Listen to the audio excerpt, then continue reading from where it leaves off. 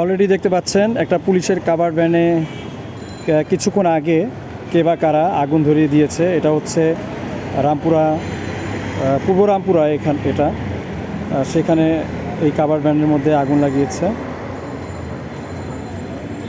দেখতে পাচ্ছেন কাভার ভ্যানটি সম্পূর্ণ পুড়িয়ে গিয়েছে। এটা ঢাকা মেট্রোপলিটনের পুলিশের একটি কাভার ভ্যান।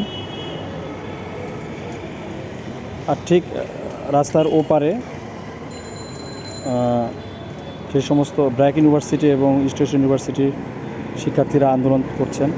আর রাস্তাতে দেখতে পাচ্ছেন যে স্থানীয় লোকজন এবং যে সমস্ত ব্যবসায়ীরা রয়েছেন তারাও এখন রাস্তায় এসে সবাই দেখছেন, পথচারীও রয়েছে রাস্তায়।